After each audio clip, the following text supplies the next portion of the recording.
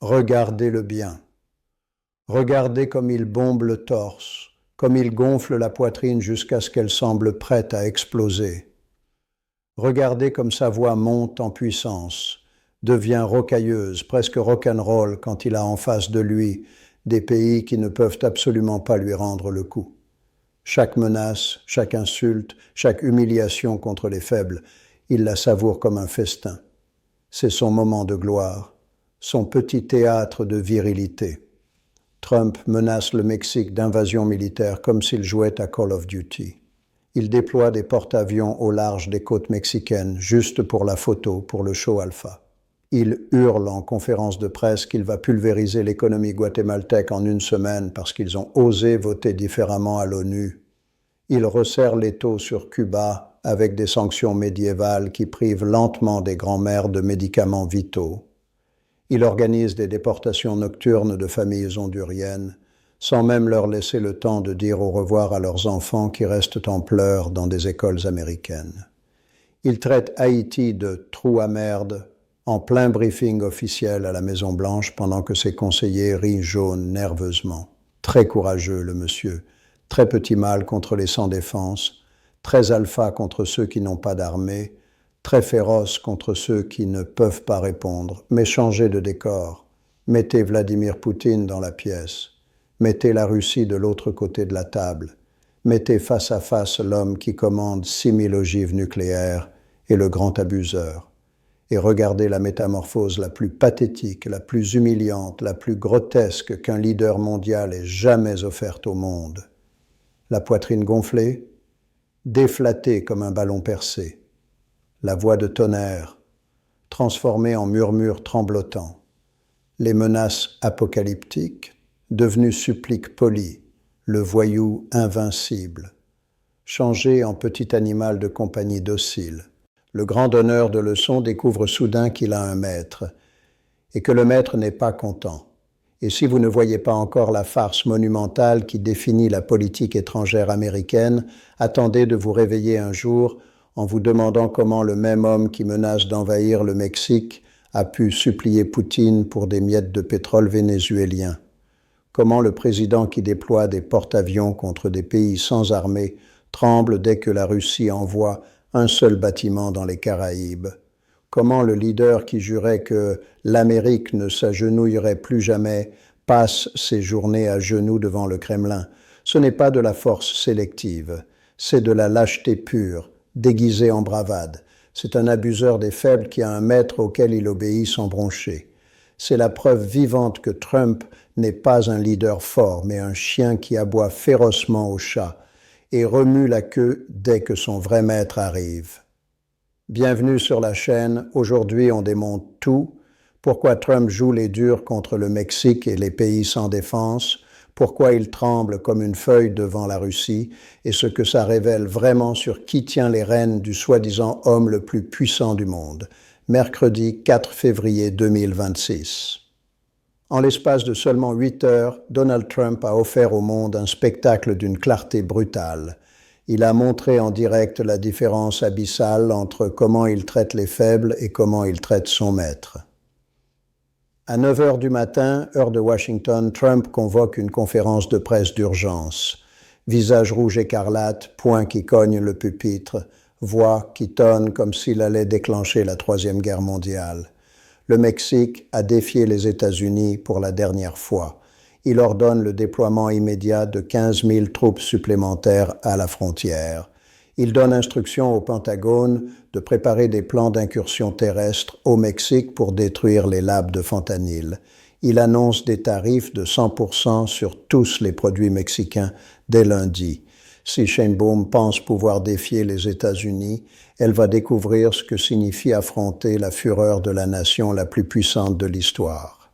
Les caméras zooment sur chaque geste agressif. Les journalistes griffonnent à toute vitesse. Trump ressemble à un empereur romain ordonnant la décimation d'une province rebelle. Le Mexique, pas d'armes nucléaires, budget militaire ridicule face à un seul porte-avions US, aucune menace existentielle réelle, et Trump le traite comme l'ennemi numéro 1 de l'humanité. Très courageux. 8 heures plus tard, Trump reçoit un appel de Vladimir Poutine. La transformation est instantanée, effrayante. Les conseillers présents racontent qu'ils ont cru voir un homme différent. Voix douce, presque révérentielle. « Vladimir, quel plaisir de t'entendre. Merci d'avoir appelé. » Poutine informe Trump que la Russie accélère ses livraisons d'équipements pétroliers au Venezuela et envisage sérieusement d'installer une base navale permanente dans les Caraïbes, en plein dans l'arrière-cour américain.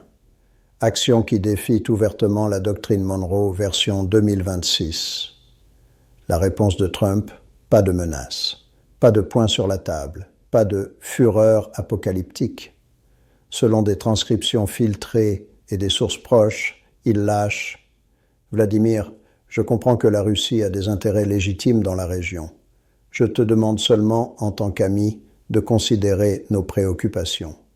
Peut-être pourrions-nous trouver un moyen de travailler ensemble qui profite aux deux.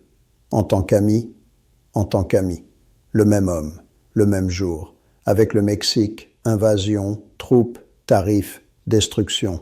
Avec la Russie, en tant qu'ami, considération, coopération. Il y a un maître, et ce n'est pas Trump. Le schéma est limpide, répété à l'infini. Guatemala, 18 millions d'habitants, PIB inférieur à Chicago. Menacé de destruction économique en une semaine pour un vote à l'ONU. Cuba, 11 millions. Sanctions renforcées, médicaments bloqués, familles asphyxiées. Honduras, déportation nocturne sans au revoir aux enfants. Haïti, traité de trou à merde en réunion officielle. Venezuela, Nicaragua, Salvador, Bolivie. La liste est longue.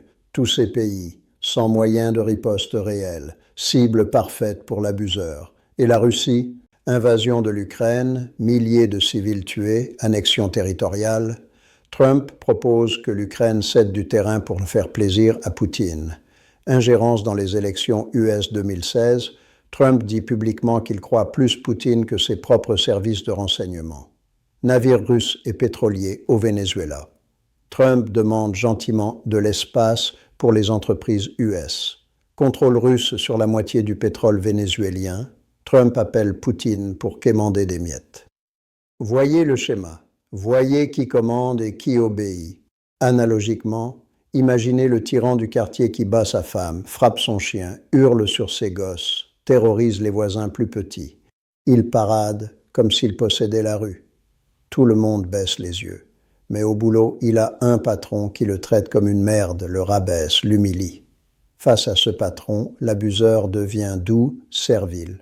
« Oui, monsieur, bien sûr, monsieur, comme vous voulez, monsieur. » Trump est cet homme. L'Amérique latine est son quartier de victimes. Poutine est son patron. L'abuseur a un maître. Pourquoi cette peur viscérale de Poutine? D'être colossal envers oligarques russes qui l'ont sauvé de la faillite quand les banques US le lâchaient, compromat, vidéos, documents gardés au Kremlin pour le moment parfait. Admiration secrète pour le pouvoir absolu sans contre-pouvoir démocratique. Ou plus simplement et plus dévastateur, c'est un lâche pur. Il sait instinctivement qui peut le détruire vraiment et qui ne peut rien lui faire. Le Mexique ne peut pas ruiner sa carrière. Le Guatemala ne peut pas le toucher financièrement. Cuba n'a aucun moyen de vengeance. Haïti ne peut rien faire. Mais la Russie, elle peut. Poutine contrôle des infos explosives, des leviers financiers, des alliés mondiaux et surtout 6000 ogives nucléaires, plus une armée qui a prouvé qu'elle les utiliserait. Trump évite les risques réels comme tout abuseur psychologique évite les adversaires qui mordent en retour. Ce n'est pas de la stratégie, c'est de l'instinct animal de survie du faible déguisé en fort. 3 scènes qui résument tout, frontière Texas-Tamaulipas, famille mexicaine avec documents, rendez-vous légal, procédure suivie, agent, ordre du président, Mexique, pays sûr, retourné. La mère pleure, sa fille de 4 ans dans les bras. Trump est courageux contre les désespérés sans défense. Invasion de l'Ukraine, milliers de civils tués, annexion territoriale. Trump propose que l'Ukraine cède du terrain pour faire plaisir à Poutine. Ingérence dans les élections US 2016. Trump dit publiquement qu'il croit plus Poutine que ses propres services de renseignement. navires russes et pétroliers au Venezuela. Trump demande gentiment de l'espace pour les entreprises US. Contrôle russe sur la moitié du pétrole vénézuélien, Trump appelle Poutine pour quémander des miettes. Voyez le schéma. Voyez qui commande et qui obéit.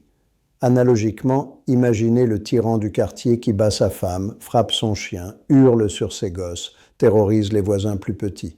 Il parade comme s'il possédait la rue. Tout le monde baisse les yeux. Mais au boulot, il a un patron qui le traite comme une merde, le rabaisse, l'humilie. Face à ce patron, l'abuseur devient doux, servile. Oui, monsieur, bien sûr, monsieur, comme vous voulez, monsieur.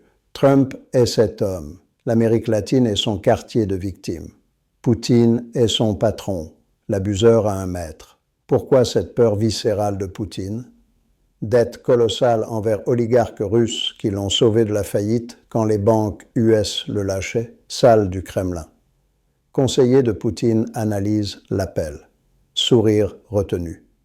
Il menace d'envahir le Mexique, mais nous demande gentiment pour le Venezuela. Il déploie des porte-avions contre les faibles, mais tremble pour un seul de nos navires. Abuseur classique. Il frappe seulement quand il sait qu'il ne risque rien. Poutine conclut, Trump n'est pas un leader. C'est un employé qui ignore qui est son patron. Nous le savons, lui aussi. Réunion secrète latino-américaine. Président, Mexique, Brésil, Argentine, Colombie. Un leader, ce qui me rend fou, ce n'est pas les menaces, c'est savoir que si nous étions la Russie, Trump nous parlerait autrement. Il nous humilie parce qu'il peut.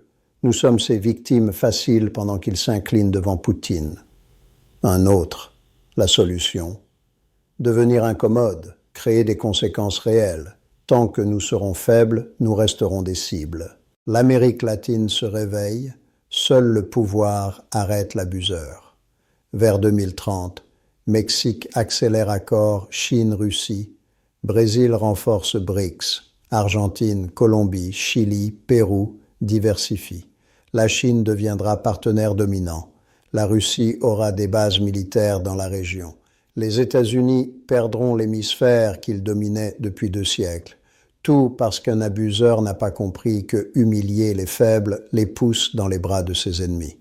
Tout parce qu'un lâche a cru pouvoir traiter l'Amérique latine comme une poubelle pendant qu'il baisait les pieds de Poutine. Le karma géopolitique est lent, mais il arrive. La vérité la plus dure, tout abuseur a un maître. Aucun bully n'est fort partout. Tous s'agenouillent devant quelqu'un. Trump humilie le Mexique parce qu'il sait que le Mexique ne peut rien lui faire. Il étrangle Cuba parce que Cuba est sans défense. Il tremble devant Poutine parce que Poutine peut le détruire. L'homme qui promettait de rendre l'Amérique grande passe ses journées à être petit devant le seul leader qui compte vraiment pour lui.